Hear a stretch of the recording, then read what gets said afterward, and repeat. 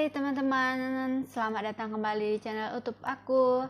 Perkenalkan, namaku Donna Christina Sregar, kelas 74 Akuntansi dari Universitas Lancang Kuning. Nah, di video kali ini aku akan mempresentasikan tentang proses costing teori.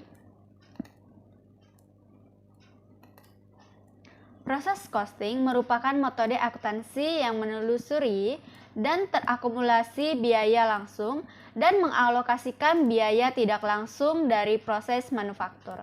Biaya dikeluarkan untuk produk biasanya dalam batch besar yang mungkin mencakup produksi sebulan itu. Akhirnya, biaya harus dialokasikan unit individu produk. Ini memberikan biaya rata-rata untuk masing-masing unit dan merupakan kebalikan dari ekstrim job costing yang mencoba untuk mengukur biaya individu produksi masing-masing unit. Proses costing biasanya proses penetapan biaya adalah jenis operasi biaya yang digunakan untuk memastikan biaya produk pada setiap proses atau tahap pembuatan.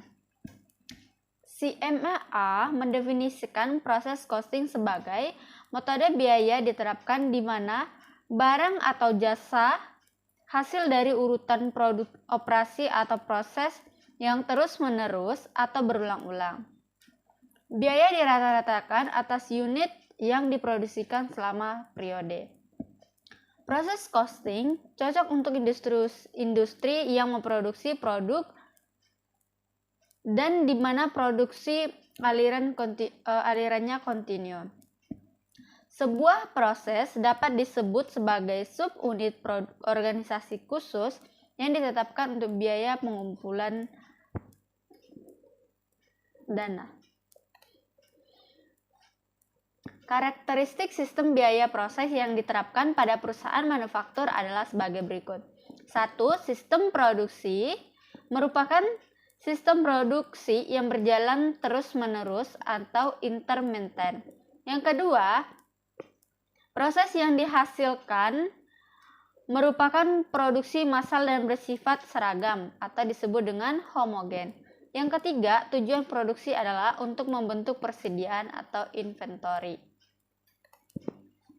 Dalam sistem biaya proses ini, pada setiap akhir periode pertama masih terdapat barang dalam proses pada akhir periode, di mana barang dalam proses akhir periode pertama akan diberlakukan sebagai barang dalam proses pada periode kedua. Dengan kata lain, pada periode kedua sudah terdapat barang dalam proses awal. Sehingga untuk alokasi biaya produksi, terdapat dua alternatif yang dapat dipilih, yakni 1. Metode masuk pertama, keluar pertama disebut dengan FIFO. Yang kedua, metode rata-rata yang biasanya kita sebut dengan average method. Nah, kita masuk kepada metode FIFO. Dalam metode ini, biasanya persediaan awal barang dalam proses dipisahkan dari biaya yang ditambahkan pada periode berjalan dan tidak dirata-ratakan dengan biaya tambahan baru. Metode ini menghasilkan dua angka biaya unit produksi. Yang pertama, persediaan awal barang dalam proses yang diselesaikan. Yang kedua, unit yang dimulai dan diselesaikan dalam periode yang sama. Biaya persediaan awal barang dalam proses dicantumkan sebagai satu angka terpisah. Biaya yang dibutuhkan untuk menyelesaikan unit persediaan awal ditambahkan ke biaya tadi. Jumlah kedua biaya ini kemudian ditransfer ke departemen berikutnya. Yang kedua, metode rata-rata atau average method. Dalam kalkulasi atau penetapan biaya rata-rata dalam hal ini berarti bahwa biaya persediaan awal barang dalam proses digabungkan dengan periode yang baru. Kemudian, biaya unit-unit yang ditransfer ke departemen berikutnya dihitung melalui perkalian jumlah unit yang ditransfer dengan biaya akhir per unit. Dalam metode rata-rata biaya persediaan awal barang, dalam proses ditambahkan ke biaya dari departemen sebelumnya dan biaya bahan, pekerja, dan overhead pabrik yang dikeluarkan selama periode itu. Biaya per unit akan ditentukan dengan membagi biaya-biaya ini dengan kuantitas produksi ekuivalen.